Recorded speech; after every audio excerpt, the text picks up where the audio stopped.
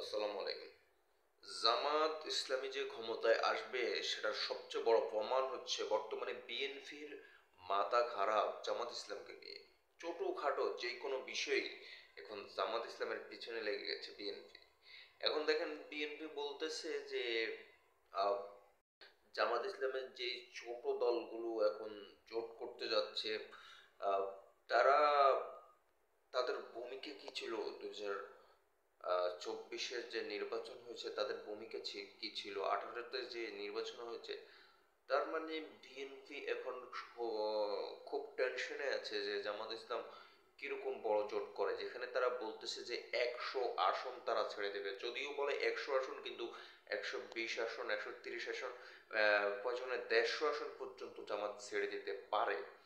যেহেতু পিপি নূর সহ এনসিপি সহ সব দল কিন্তু জামাত ইসলামের দিকে ঝুঁকে যাচ্ছে আস্তে আস্তে, যার কারণে বিএনপি এখন খুব বড় চিন্তিত যে তারা এখন আহ, যে দলগুলো এখন আছে জামাতের সাথে জোট করতে চাচ্ছে, তাদের অবদান নিয়ে প্রশ্ন তোলে।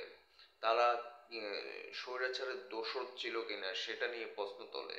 তো সেটা নিয়ে যদি প্রশ্ন তোলেন তাহলে আপনাদেরকে বলবো যে হাসনাত আবদুল্লাহর আহ, যে আছে, হাসনাত আবদুল্লাহ কি ছিল, সে তো স্বৈরাচারের দোসর ছিল।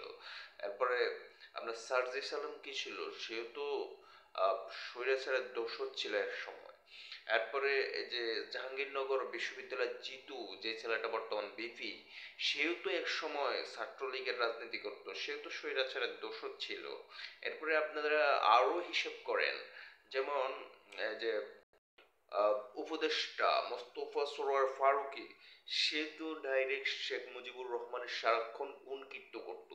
তো তারা তো স্বৈরাচারের একসময় দোষর ছিল, পরবর্তীতে তারা সেখান থেকে ট্রান্সপারেন্ট হয়ে তারা সঠিক পথে আসছে। তারা বুঝতে পারছে যে এই দুর্নীতি ভাবে যদি এই দেশ চলে তাহলে এই দেশের লাস্ট পরিণতি হবে আহ, বঙ্গোপসাগরে গিয়ে পড়বে এই দেশ। যার কারণে তারা ওখান থেকে তাদের মতামত চেঞ্জ হয়েছে, তারা বুঝতে পারছে, তারা ওখান থেকে চলে এসেছে, ফিরে এসেছে। তো এরকম হাজারো লোক আছে। এরপরে বিএনপির সাথে যে বর্তমানে জোট আছে অনেক দল, এই দলগুলোরও স্বৈরাচারের যে দোষর ছিল সেটা তো আমাদের কাছে প্রমাণ আছে। তাহলে মোট কথায় আমরা ধরে নিতে পারি যে বর্তমানে বিএনপি জামাতের সাথে যে জোট হচ্ছে অনেকগুলা দলের, আর যেখানে 100 আসন ছেড়ে দিতে তারা প্রস্তুত। 100 আসন বলছে, কিন্তু 150 আসনও ছাড়তে হইতে পারে। তো এই 150 আসন যে ছাড়তে পারে, তো সেক্ষেত্রে বিএনপি এখন খুব বড় চিন্তিত হয়ে গেছে, পাগল হয়ে গেছে যে কি হচ্ছে কি হচ্ছে, চারিদিকে কি হচ্ছে।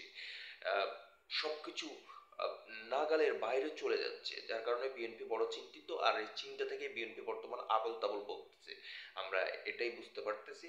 তো সবাই সুস্থ থাকবেন, ভালো থাকবেন, আসসালাম আলাইকুম।